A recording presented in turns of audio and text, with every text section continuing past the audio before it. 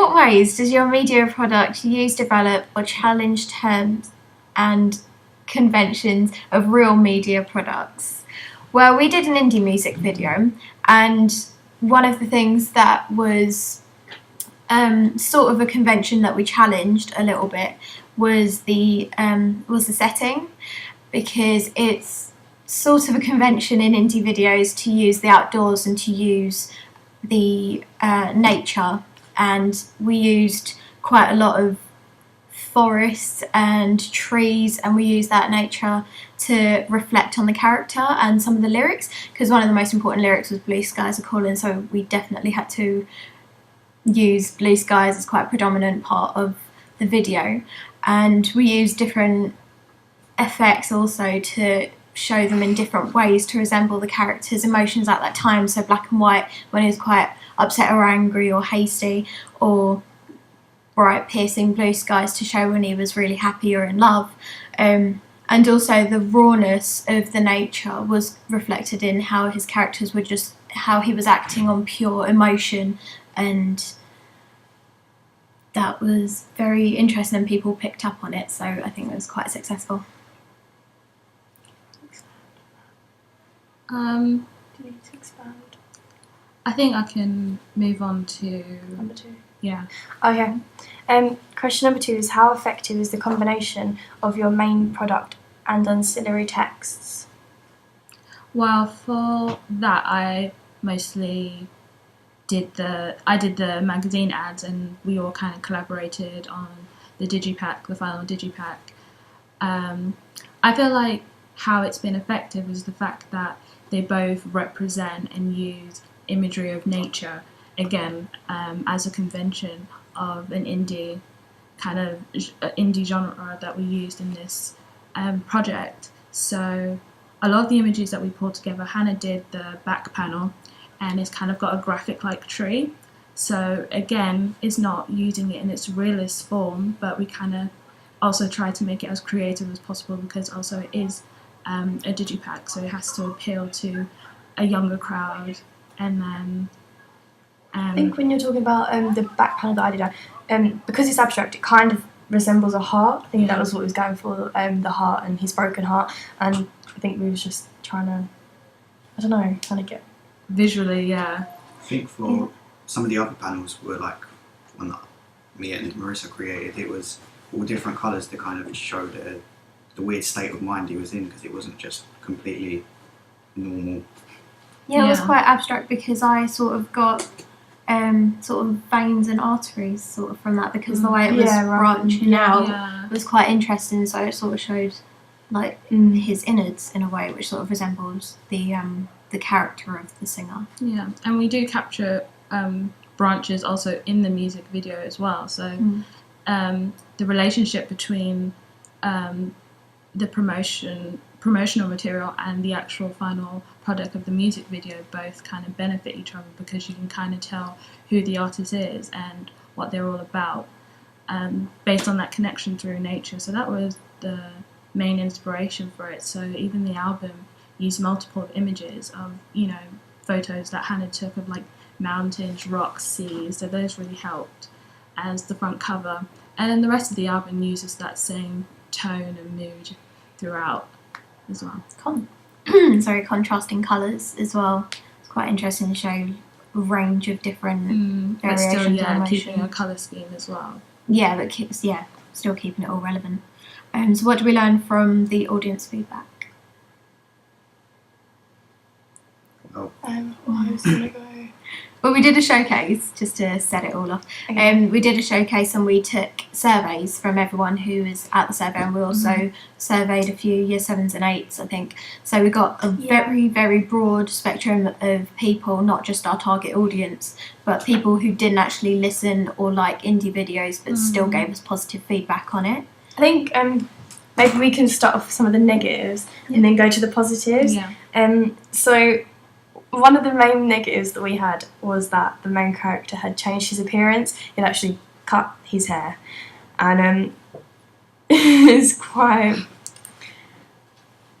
noticeable because he had long hair and then it was cut short, and lots of people refer to this, but we understand that, and It was out of our control. Yeah, it was most out of our control. We importantly. couldn't really do anything. Probably made worse because it was right in the middle of the video rather than at the Yeah, end. because predominantly, throughout the video he does have like his curly hair, but I think people can understand that it's the same individual, it's the same artist, but we understand on that note that it can be confusing, but that was completely out of our control. But that is something that we would take on if it was done again. Actually, the overall kind of preparation of someone's image as well is as important as the editing and videoing and everything. We didn't want to reshoot it either because it was Time, done so well. I mean, it was a bit time consuming, but I personally thought that the shots that we'd got with those changing in hair were actually so good that I didn't want to reshoot because I didn't think we could get anything better than that. I thought that was the best we could do, and I didn't want to settle for something that wasn't as good for having his hair. In terms of his clothing, some people suggested that his suit that he wore fitted well within like the indie genre and what they would typically wear. However, we had one comment that suggested that they didn't think that he should have wore a suit. But I think this person was from a year 7 or 8 class, and maybe they didn't understand the genre as much as an older person would have done. We found that from research that year 7s and 8s that we showed it to didn't understand the whole concept and narrative of the performance that we showed them, and we think that the older people that we showed at the showcase had no trouble understanding the concepts. It was quite a mature theme also, so I wouldn't have expected someone who was about 11 years old to understand it fully, but I think they can grasp the general idea and still enjoy the video, because on the surveys it was quite funny because people said that they liked it and that everything was done very well and it was very good, but they just didn't quite understand the concept fully. So even though they weren't old enough to maybe understand the mature themes, they were still able to enjoy it at least. Also, in the first draft that we showed, some people actually at the showcase, because we didn't show them our final draft because it wouldn't load. Unfortunately. Some comments referred that the space was too open and it wasn't isolated enough, especially because of the nature of the kidnapping scene. We'd taken them to a park and it was a forest and she was tied to a tree, but there was a dog walker in the background. When in you our got first one around, was a dog walker. And so we actually corrected this in our final draft, final video, and we edited it in a way that you didn't really show much of the surroundings. But you kind of knew where she was, but you didn't really see that she was in an open park, and you didn't see any dog walkers. Yeah, we used a different shot. And we completely changed that scene around anyway to improve it for various reasons, but I think it does add to the fact, because we used more close-ups in it, so it showed it was way more isolated and there was quite a close... Even though we kind of felt that the shot in the draft like flowed a bit better because he pushed her over. I'm going to say her, but he pushed me over because I was the actress. And it just felt more realistic, but because there was a dog, we really couldn't use that one. And it wasn't even just the fact that we probably didn't take it as seriously as other people did, because they actually noticed it, and we actually then it called to our attention that actually that does actually seem quite odd, so it did make sense for that to actually be taken out, and we dealt with that. And maybe some positives. Okay, some people commented that we had excellent use of like camera angles and editing. Transitions were quite reflective of the conventions of indie music videos. Even though I think you commented on this earlier that a lot of people said that they didn't actually like indie music, and most of the sheets that I analysed, because we split them up evenly, they said they liked R&B, and they was so we got a good response from the people that didn't even like the genre of music. I think we averaged a score of 8 or 9 out of 10 out of all of our sheets that we looked at, so we felt that was quite positive. And should we talk about the performance-based shots that we added in? Because initially in our storyboard we had just like pure narrative, we didn't have any performance-based elements, but then there was one image we was looking back, weren't we, at other indie bands, and even just videos in like music videos in general. It's we not all found the that we way had through. to. Yeah, Yeah. it's not all the way through narrative. And based on audience feedback again, we changed that and we added parts of our actor singing, which was a bit difficult for him because he didn't really know the song well enough. But we made do with what we had, and we used the best part of it. Yeah, that we could and find. not only with performance comes with like the lip syncing and singing, but we also captured, you know, him having a guitar and playing that. And I felt that a lot of people liked that, and it actually fitted well with the music quite well. So. Should we move on to question 4? Yep. Who wants to How did introduce it? you use media technologies in the construction and research planning and evaluation stage? That's Mark's one. We're going to talk about that. We used Facebook to get some more audience feedback, which I think Hannah got more of the feedback from that. I think I did.